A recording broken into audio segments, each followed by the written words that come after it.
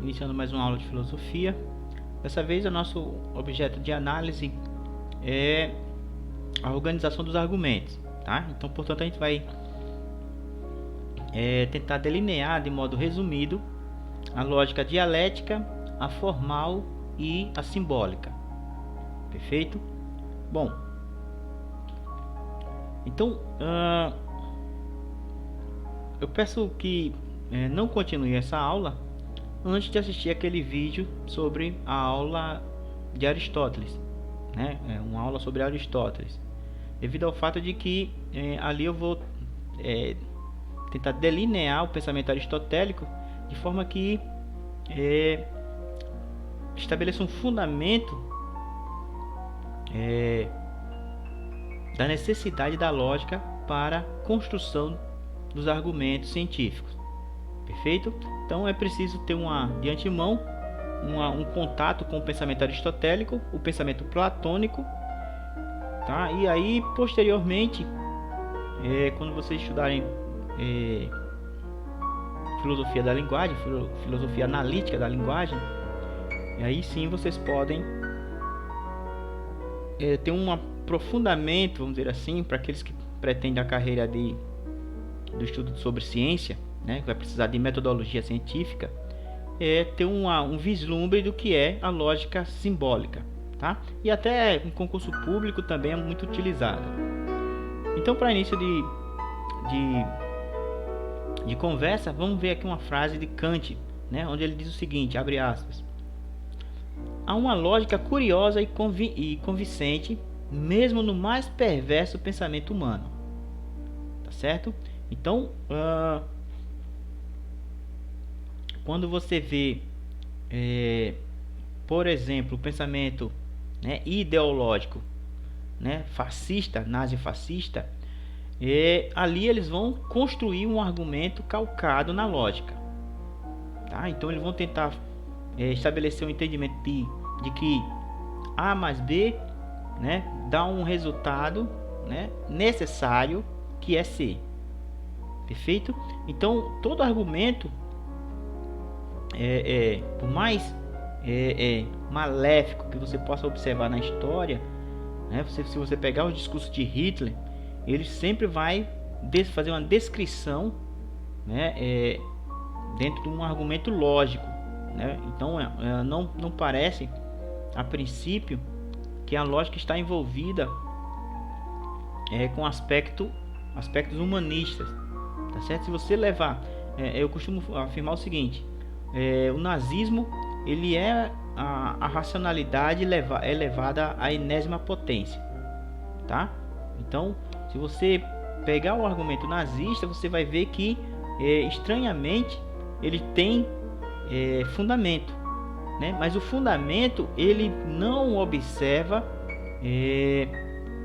vamos dizer assim, uma humanidade, né? Então, o aspecto emotivo, né, daquilo que caracteriza o ser humano não é levado em conta quando se trata do nazifascismo, tá? Mas o argumento tem lógica.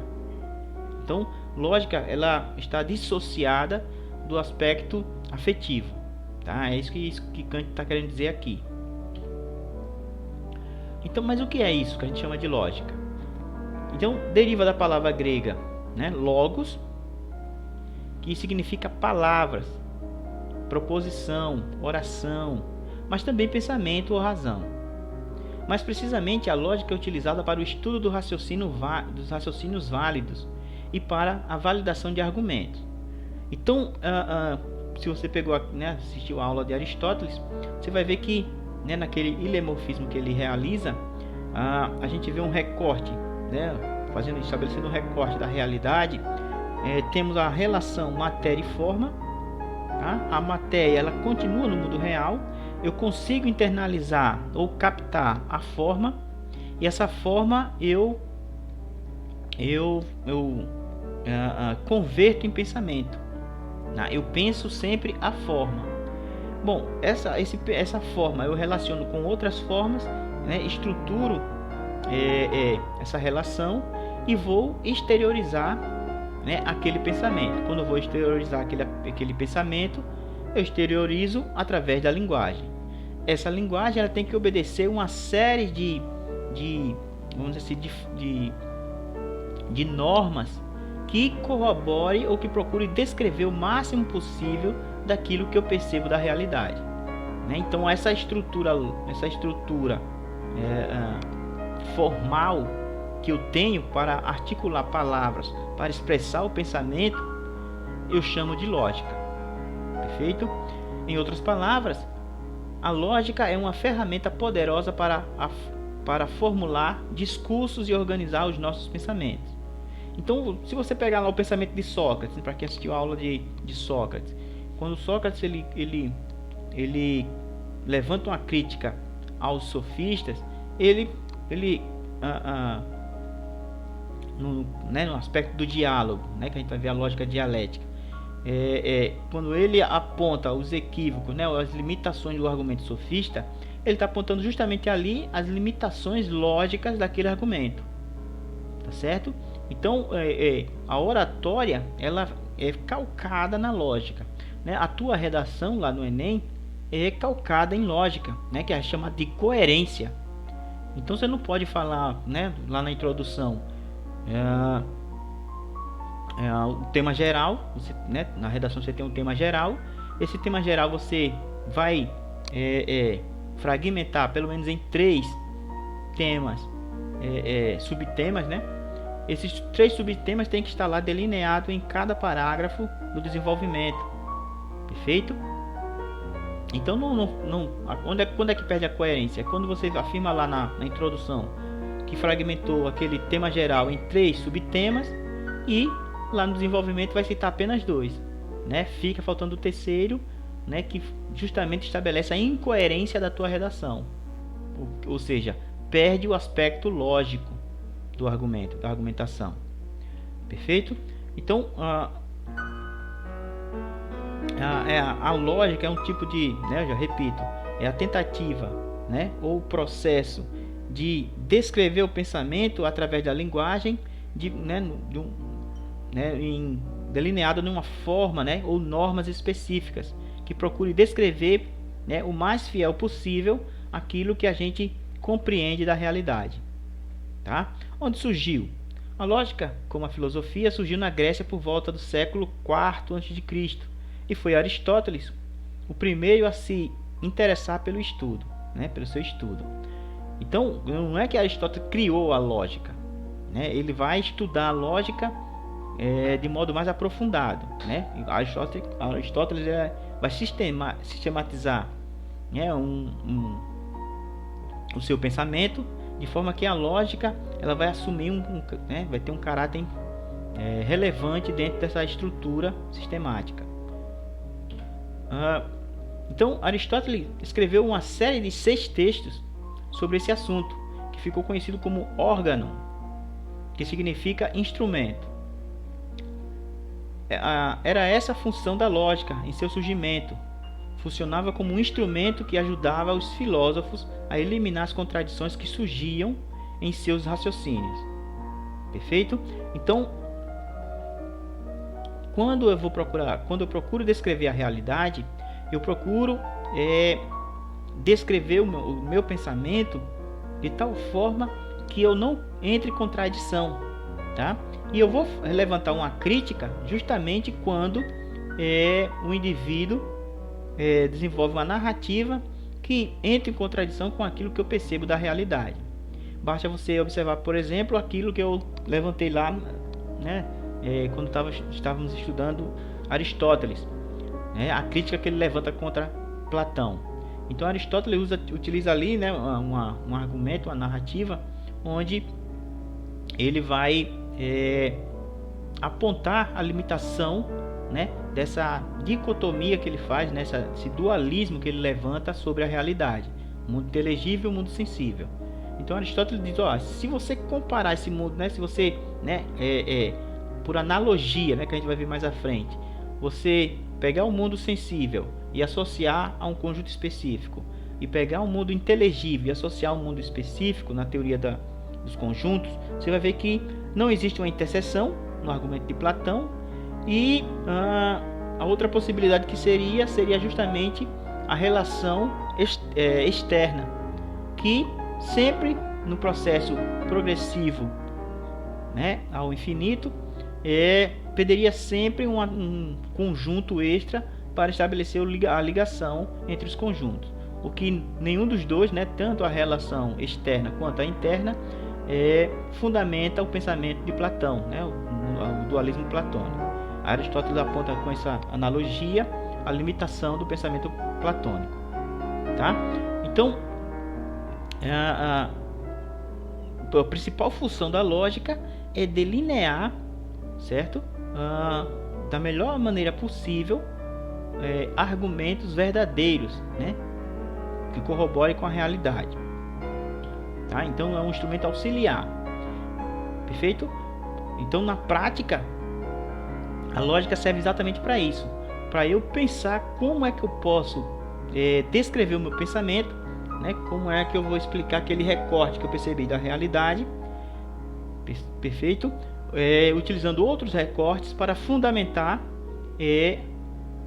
aquilo que eu entendo como verdadeiro, tá? E aí eu utilizo as palavras, né, de modo articulado, que ela promova um entendimento plausível, né, e convincente, né, que corrobore com a realidade, né? É isso que eu chamaria de verdade. Então, na prática, a lógica nos ajuda a organizar nosso pensamento, nosso raciocínio.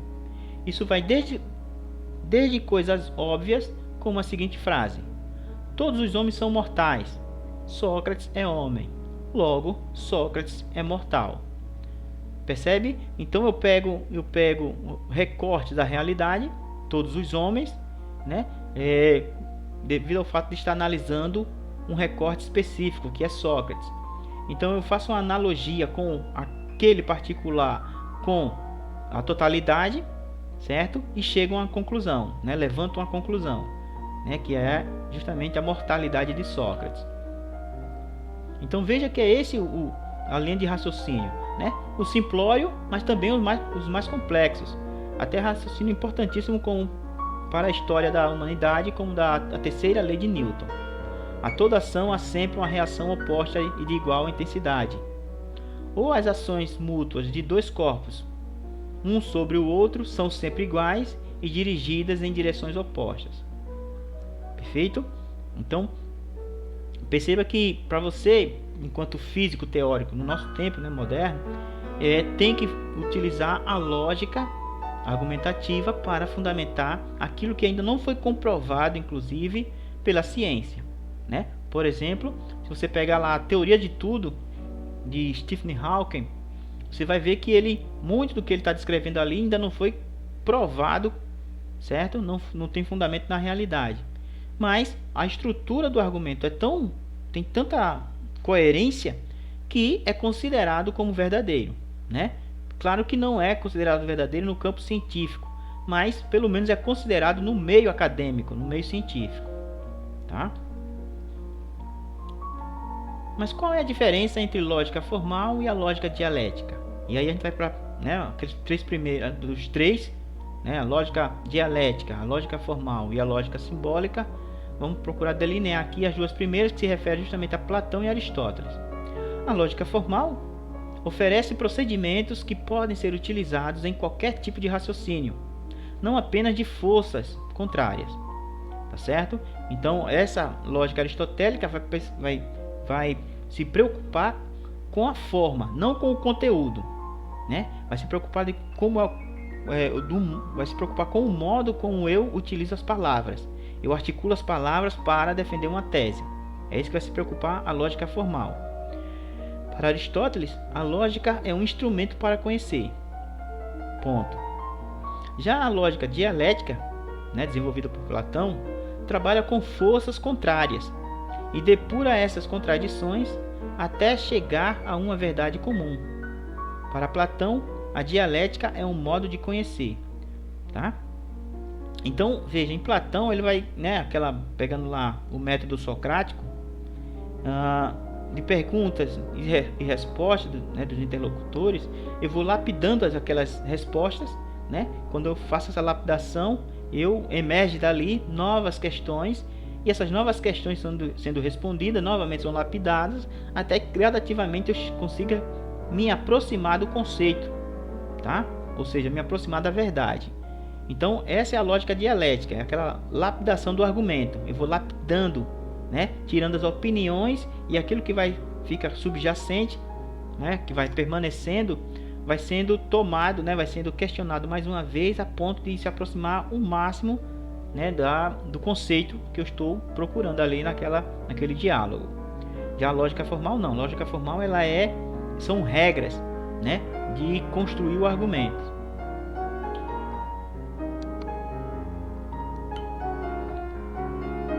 Bom, quando Aristóteles escreve o órgão, ele estabelece alguns princípios, tá?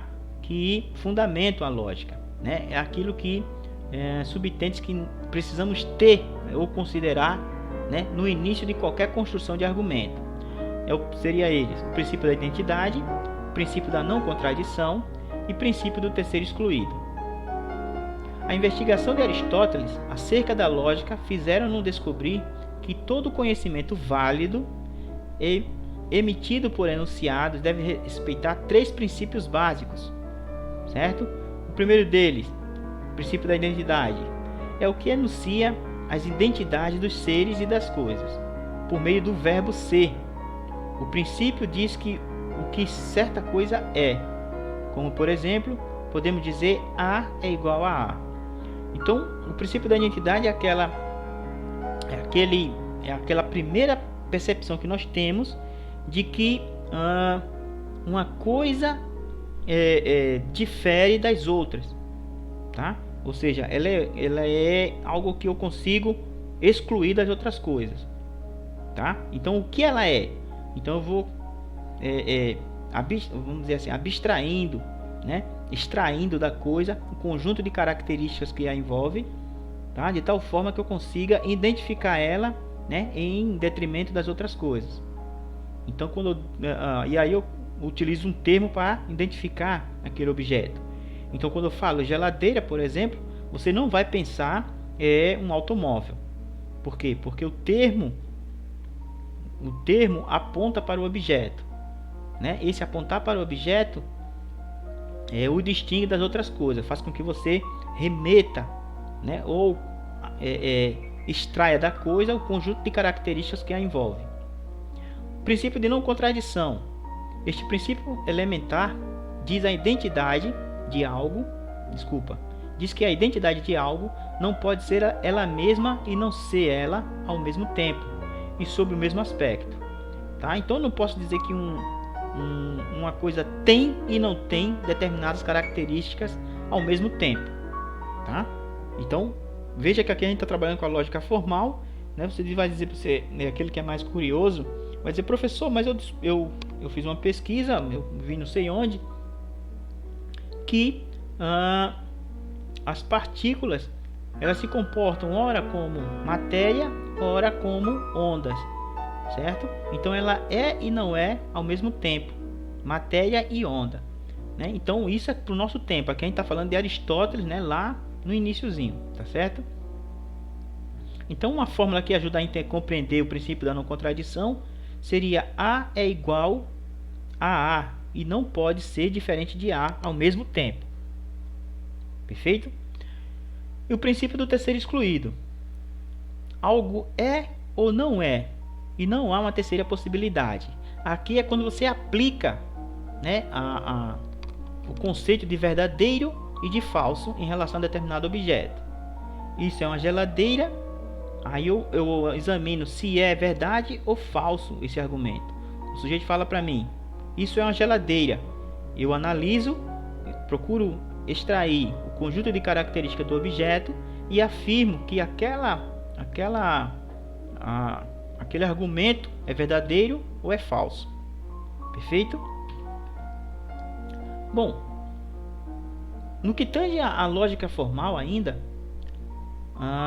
o seu conjunto de características é estabelecido por Aristóteles, né, deixa mais delineado, mais bem entendido, de que se trata de algo que vem antes, né, necessário a qualquer,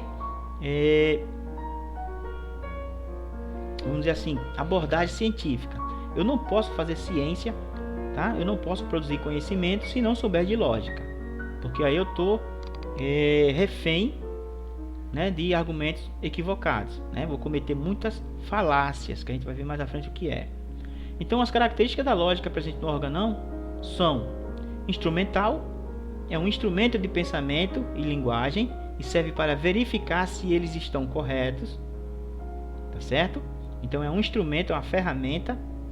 Formal, não se preocupa com o conteúdo do que foi pensado, mas sim com a forma pura do pensamento expressa pela linguagem, tá? Então não associa essa característica da lógica com aquele conceito de Aristóteles, né? Lá no ilemorfismo, tá? Que significa o aspecto geométrico da coisa, né? O modo como o objeto se organiza, né? Como a matéria se organiza. Não é isso. Aqui formal é que não se preocupa com o conteúdo, né? Mas como o jeito de desenvolver o argumento. Não importa o argumento, mas como é que ele está sendo organizado. Propedêutica, como eu havia iniciado, né? É um conhecimento prévio que devemos ter antes de iniciar uma investigação filosófica ou científica, tá? Então eu preciso saber lógica antes de me aventurar na ciência ou na filosofia. Outras características são normativas, ela fornece regras e normas que o pensamento deve seguir para ser considerado verdadeiro, né? Estabelece as leis do argumento. Doutrina da prova, permite verificar se o raciocínio é verdadeiro ou falso. E geral e temporal e atemporal. Os princípios lógicos não podem depender do tempo, do lugar ou das pessoas. Devem ser necessários, universais e imutáveis. Tá certo? Então percebam que a lógica ela tem todo esse caráter, né, que vem antes, né, ou seja, ela é utilizada em qualquer tipo de conhecimento, sobretudo filosófico e no científico, tá? Dentro da lógica tem algo que a gente chama de proposição. Então aqui a gente está falando de linguagem, perfeito? De linguagem. Ô Ju, vamos me dar um pouco d'água? Veja um pouquinho d'água. Então a proposição já é a expressão do pensamento, tá? Então a gente deve tomar cuidado para não confundir proposição com preposição. Preposição é aquela classe gramatical, né, do campo da gramática, né? Então não se trata aqui de uma associação direta com a gramática como um todo, tá? Preposição seria uma sentença, né, ou um período, se você preferir, uma frase que você pode emitir sobre ela um juízo de valor, tá? Seja verdadeiro ou falso, tá? Sendo ele verdadeiro ou falso. Então a proposição é o objeto da lógica, os juízos formulados pelo pensamento, tá? Para ser considerado uma proposição, a frase proposta necessariamente deve ser declarativa, ou seja, eu tenho que afirmar ou negar algo. Então uma pergunta, né, ou uma frase imperativa não pode ser tomada como uma proposição, tá? Tem que ser fundamentalmente uma frase declarativa. Por exemplo, né, declarativa, né, uma frase afirmativa. Sócrates é homem. Isso é verdadeiro ou é falso? Tá? Então, o sujeito Sócrates tem um determinado predicado, ser homem, certo? Então, sujeito Sócrates, predicado ser homem, tá? Essa é a estrutura de uma proposição. Eu faço determinadas declarações, afirmações. Proposições são usualmente consideradas como conteúdo de crenças e outros pensamentos representativos.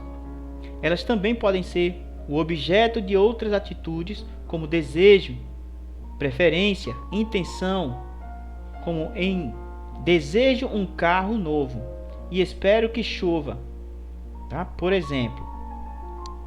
Ora, foi uma frase declarativa, eu posso colocá-la, né, considerá-la como proposição. Bom, e os termos que envolvem a proposição, segundo Aristóteles, são 10, tá? Ele vai chamar de a primeira substância, a gente viu isso na aula sobre Aristóteles, tá? O que é uma substância? Substância é tudo aquilo que confere, que a gente pode conferir a capacidade desse movimento entre ato e potência, né? Substância tem um conjunto de características que permite esse movimento de ato, né, daquilo que o objeto é em ato, né, e passar para outra atualidade, né, devido à sua potência inerente. Perfeito? Então uma criança tem, né, a substância homem, tá? Mas a criança ela tem potência para ser homem. Perfeito? Então perceba, é como se fosse um conjunto de espécies, pelo menos vamos considerar para o entendimento. Perfeito? Quantidade, né? 2 cadernos, por exemplo. Qualidade, né? É aquilo que eu posso utilizar como adjetivo, né, em relação à substância. Relação, maior, lugar, no liceu, tempo, ontem. Perceba aqui que esses 3 primeiros aqui está ligado com advérbios, certo? Ou melhor, nessa relação aqui eu posso considerar também o aspecto numeral, tá? Mas também pode ser tingido aqui de advérbios, sendo a qualidade adjetivos, tá? Posição, estar sentado, ter, usar sapatos, agir por cortar, sofrer, ser cortado, né? Esses 3 aqui está mais relacionado com aquilo que a gente chama de verbos, né?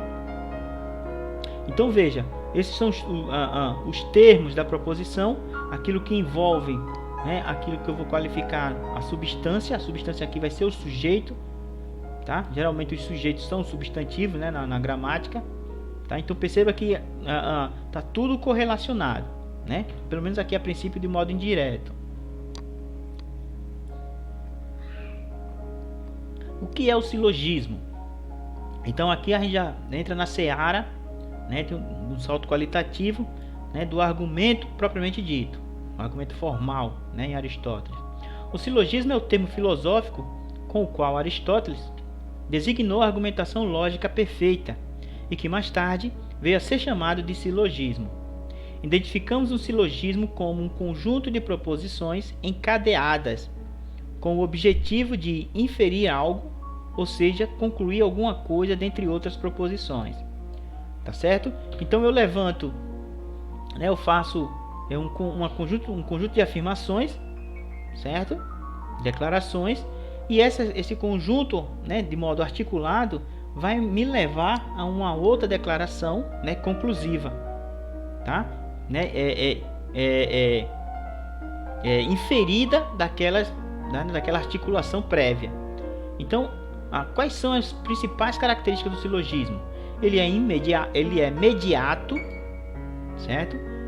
Exige que o pensamento siga um percurso de linguagem para chegar à conclusão, perfeito? Tem uma articulação prévia entre proposições, né, que dá margem a uma conclusão específica. É demonstrativo, ele parte de algumas afirmações verdadeiras para chegar a conclusões também verdadeiras. É necessário, né, não pode fugir daquilo que aponta aquela articulação. Para se chegar a uma conclusão, deve-se necessariamente partir de uma ou mais premissas, né? Premissas são as, né, as partes do argumento.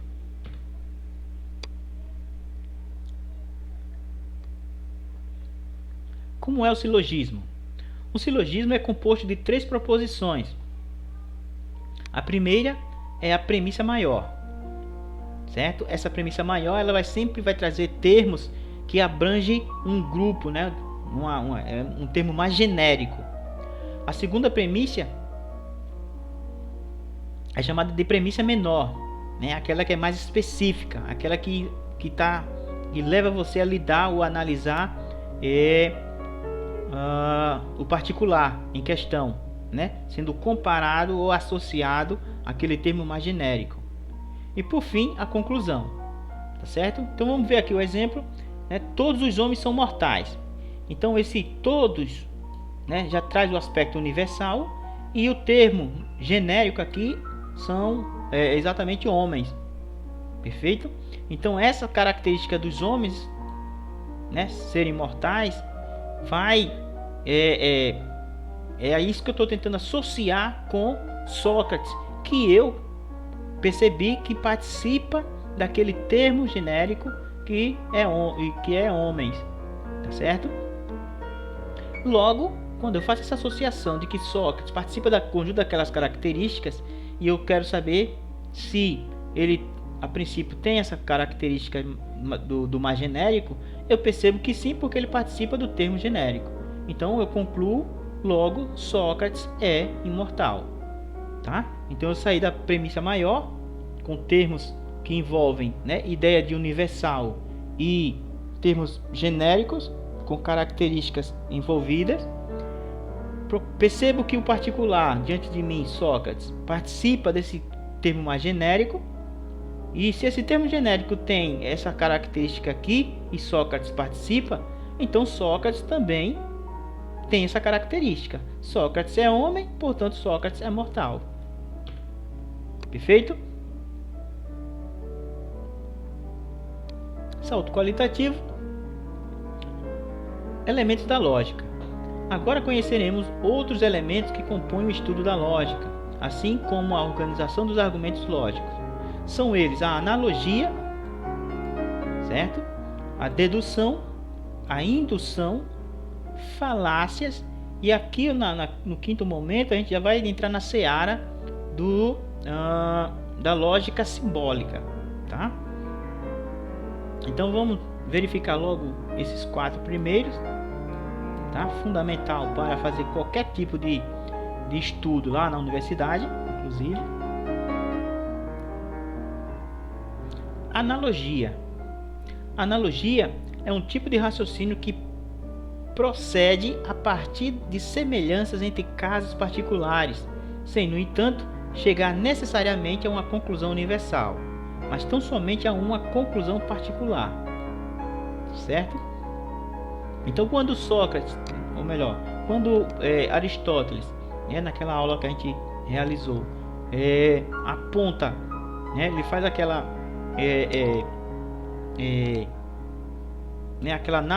faz uma analogia da teoria das formas de Platão com a teoria das relações de conjuntos, certo? É exatamente esse tipo de comportamento que leva a essa metodologia, né? A analogia, né? Ele associa, né? Ele pega o mundo inteligível e associa a um conjunto B, pega o mundo sensível e associa a um conjunto A. Percebe que o conjunto A, né, só existe 2 possibilidades de relação, né? Ou interseção, ou um terceiro conjunto que serve como elo entre A e B, né, que seria um conjunto C. E aí tem aquele movimento, né, progressão ao infinito. Então ele chega à conclusão que, por analogia, né, ele consegue dizer que a teoria de Platão é limitada, tá? Exemplo de analogia, temos o seguinte: minha mãe estava com dor de cabeça, tomou cabeçol e ficou curada. Logo, quando eu estiver com dor de cabeça, também tomarei cabeçol e ficarei curado. Então estou comparando aquilo que ocorreu com aquilo que pode ocorrer, tá? É justamente esse tipo de performance, né, de estrutura argumentativa que é a analogia. Eu pego exemplos. Platão ele utilizou lá para defender a tese, né, da dialética ascendente, justamente a parábola da caverna. Aquilo ali é um tipo de analogia, né? Só que muda os termos. Como muda os termos, eu entendo que se trata de um argumento linear, mas na verdade ele está utilizando ali um argumento que consiga alcançar o maior número de pessoas, né? Utilizando a linguagem que eles compreendam. Então eu faço por analogia, eu explico determinados assuntos por analogia. Eu uso muito aquilo que na gramática chama de conotação, né? Então eu faço para estruturar melhor o meu argumento, eu substituo termos que têm determinado significado, mas por analogia eu faço essa incrementação no meu argumento. A dedução é um tipo de raciocínio que parte necessariamente de uma proposição universal para concluir uma premissa particular. Esta premissa se apresenta como necessária, ou seja, deriva logicamente das premissas anteriores. Então a dedução está muito associada com o silogismo, tá certo? Por quê? Porque eu sempre saio de termos, eu utilizo termos universais para examinar termos particulares, tá? Então veja, todo homem é mortal, né? Pegando novamente aquele argumento, todo homem é mortal. O termo todo remete à ideia de universalidade. O termo homem, tá? É o termo genérico, repito. Então Sócrates é particular, mas participa do termo genérico. Se o termo genérico contém a característica de mortalidade e Sócrates participa desse termo genérico, eu posso concluir que Sócrates é mortal. Então eu deduzo que Sócrates é mortal a partir da participação que ele exerce, né, no termo genérico que é homem. Então toda vez que eu parto, né, de uma ideia geral para identificar ou caracterizar um particular, eu estou executando ali um procedimento de dedução. Já a indução é o raciocínio que, após considerar um número suficiente de casos particulares, conclui uma verdade universal. Então aqui é um movimento contrário, né? Eu saio da análise de alguns particulares e estabeleço verdades, né, ou conceitos universais. A indução, ao contrário da dedução, parte da experiência para chegar à conclusão. Então, considerem. Pego uma panela com água, coloco para ferver ao fogo, chega a temperatura de 100 graus Celsius, ela começa a ferver. Pega a segunda, mesmo comportamento, terceira, quarta, quinta, sexta, pronto, dou um salto qualitativo e digo o ponto de ebulição da água, 100 graus Celsius. Então eu examinei alguns particulares e ampliei o conceito. A água, o ponto de ebulição da água é exatamente 100 graus Celsius. Perfeito? Então, dentro do processo indutivo, tá? Eu induzo o entendimento, eu induzo a verdade. O que é induzir? É você examinar alguns particulares e estabelecer o entendimento do geral, né? Construção de conceitos gerais. Então, veja lá, pega aquele exemplo de Sócrates, né? Eu observo um primeiro homem, o homem morre. Segundo homem, o homem morre. Então eu construí o conceito de que todo homem é mortal. Perfeito? Eu examino aqui um homem específico, percebo que ele participa das qualidades, conjunto de características, né, daquilo que eu chamo de homem, então ele também é mortal. Né? Antes dele morrer, eu posso afirmar que ele morrerá. Então, um exemplo aqui dado, eu não sei falar francês, nem meu vizinho da frente, nem minha vizinha do lado, nem nosso zelador. Logo, ninguém do meu prédio sabe falar francês, tá? Eu induzi que ninguém sabe falar francês no meu prédio.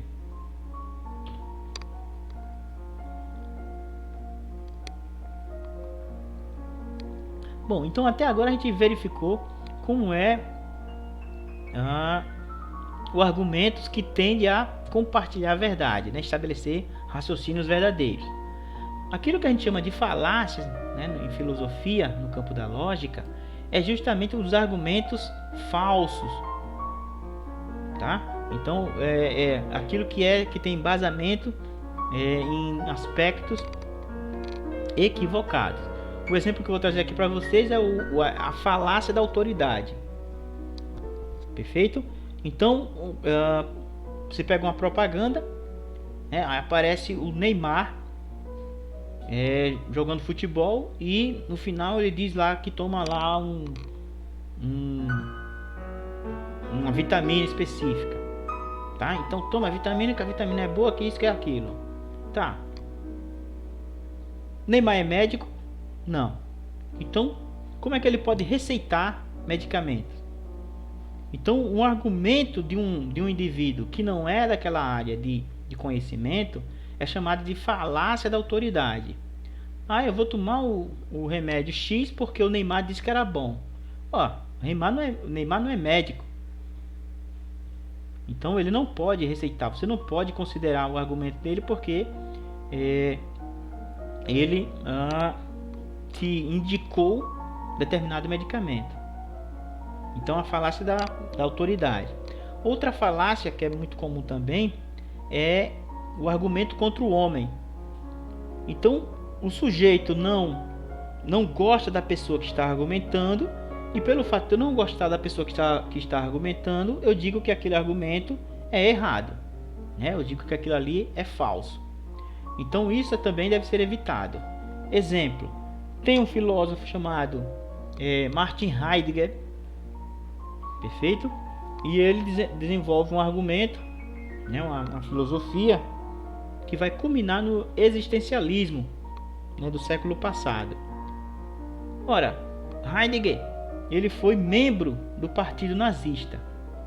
Então, devido ao fato de eu discordar de tudo aquilo que o nazismo fez e perceber que Heidegger participou, né, daquele partido, eu vou dizer que Heidegger está errado devido ao fato simplesmente porque eu não gosto dele.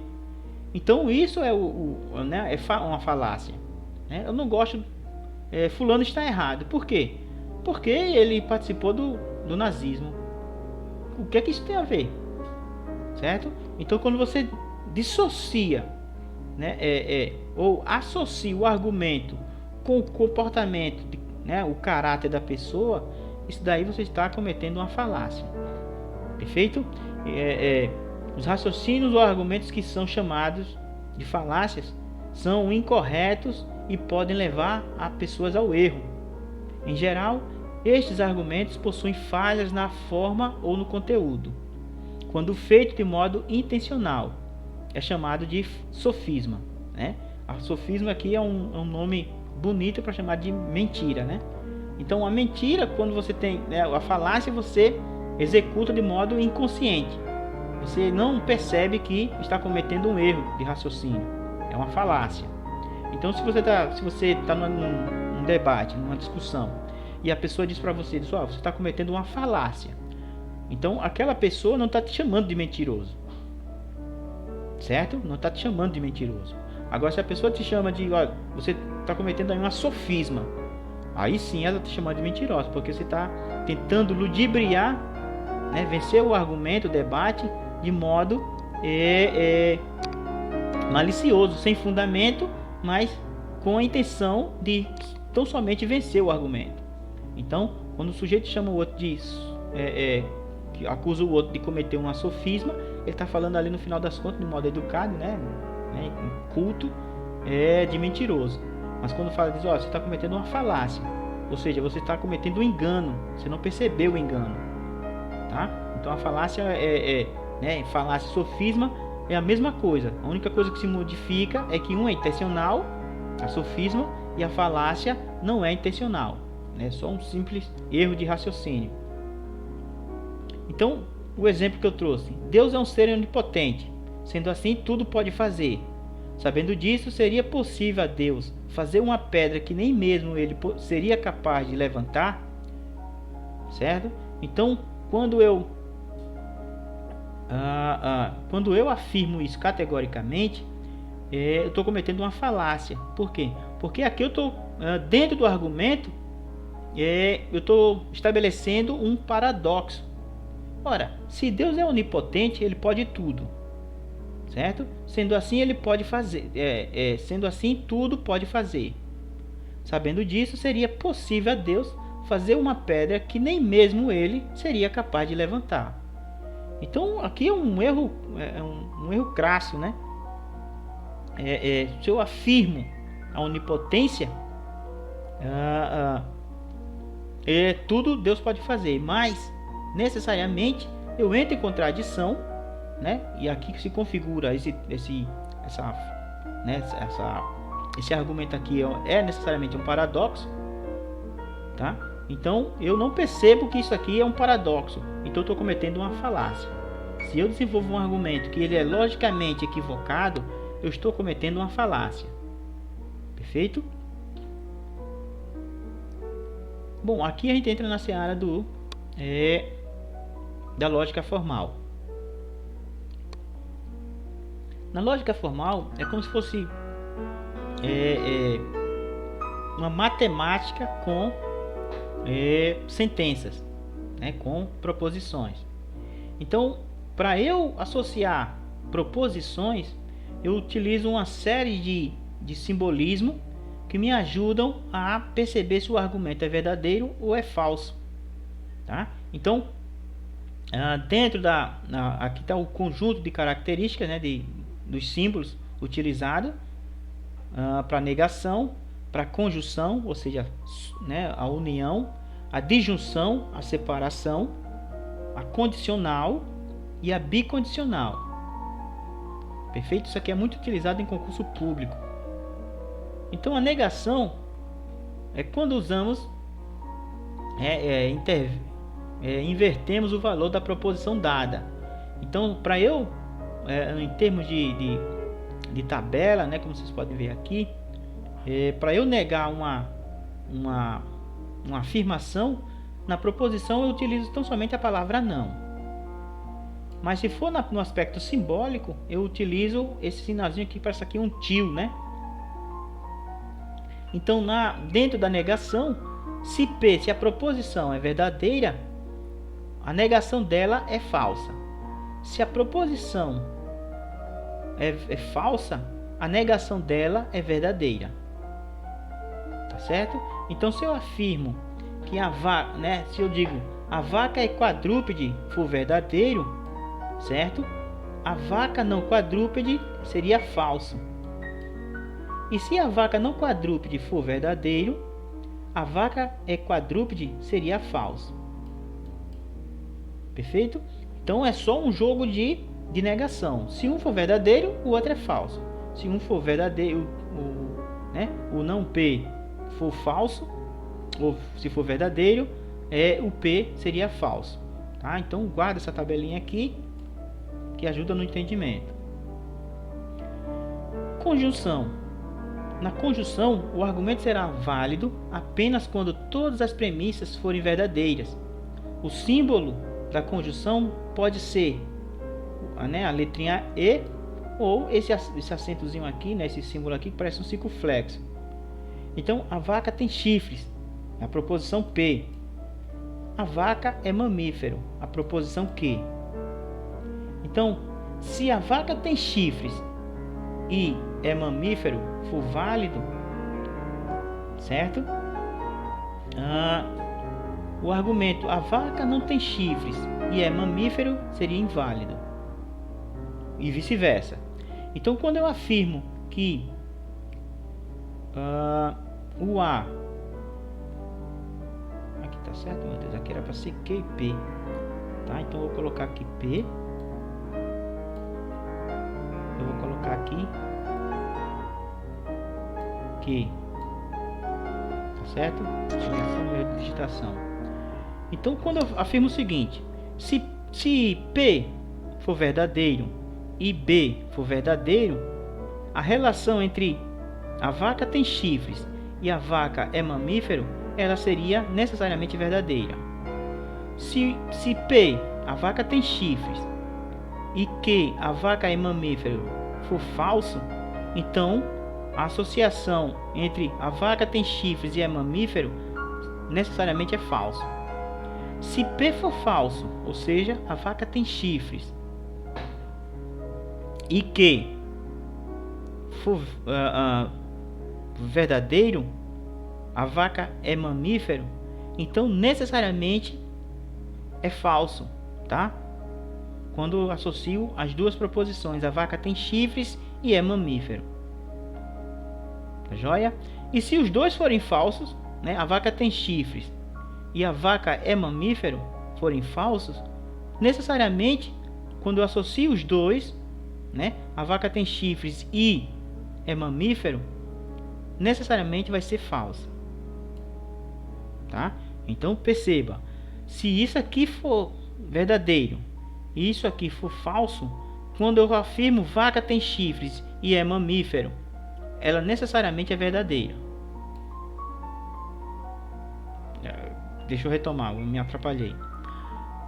Se a vaca tem chifres é verdadeiro e a vaca é mamífero é verdadeiro, a vaca tem chifres e é mamífero necessariamente é verdadeiro. Perfeito? Agora, se eu afirmo que a vaca tem chifres é verdadeiro e a vaca é mamífero é falso,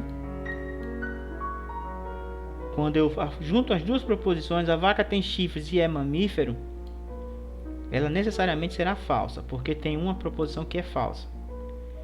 Se eu afirmar que a vaca tem chifres é verdadeiro, a vaca é mamífero é falso, né? Repetindo, necessariamente será falso. Se eu afirmar, né, e perceber que a vaca tem chifres é falsa, a vaca é mamífero é falso, é verdadeiro, necessariamente eu vou ter uma conclusão que será falsa. E se ambas as proposições forem falsas, eu tenho uma conclusão falsa. Tá joia? A disjunção. Na disjunção, o argumento será válido quando ao menos uma das premissas forem verdadeiras. Será inválido apenas se as duas premissas forem falsas.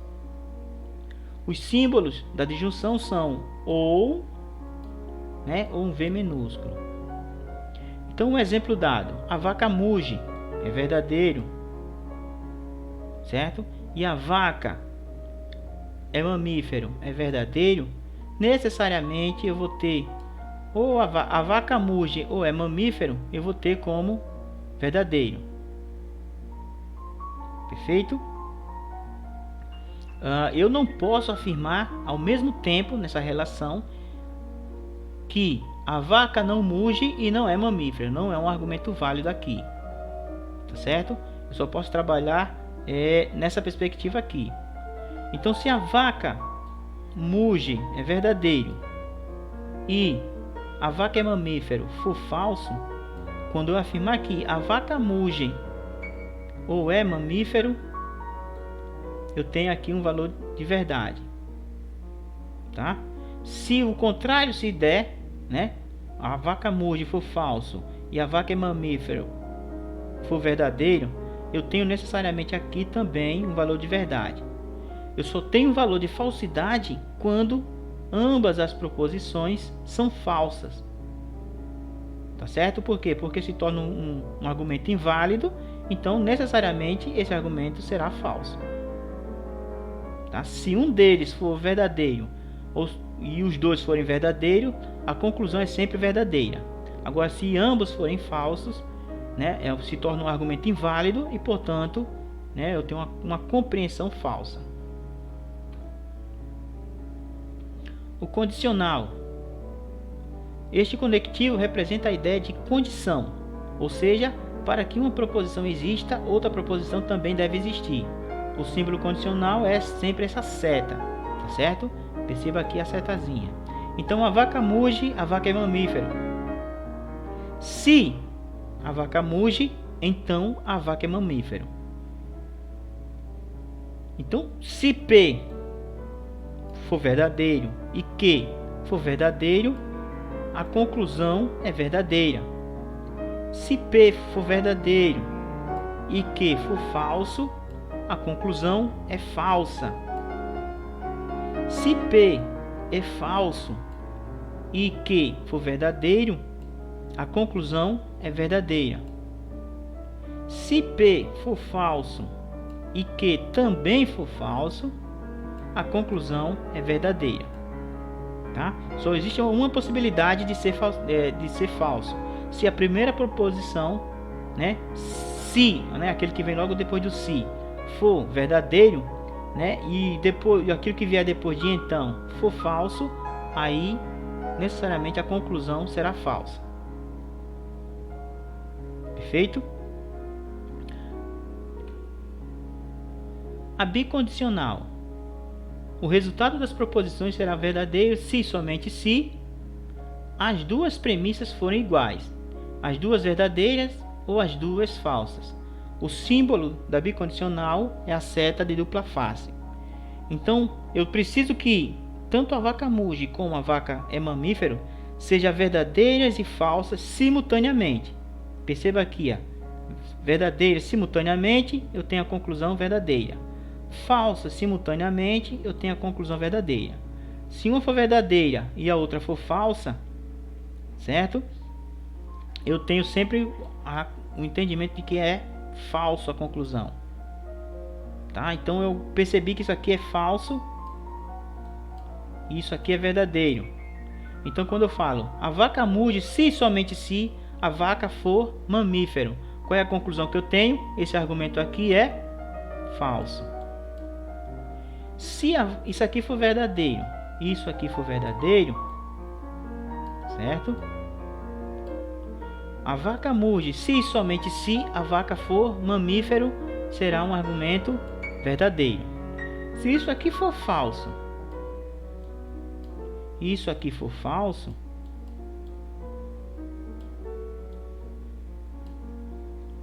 tem-se o seguinte: a vaca muge se e somente se a vaca for mamífero, eu tenho aqui um conceito de verdade. Tá?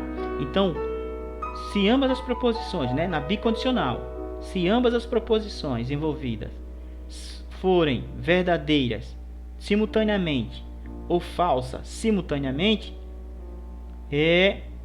a conclusão será sempre verdadeira. Perfeito? Bom, com isso a gente encerra a nossa aula de lógica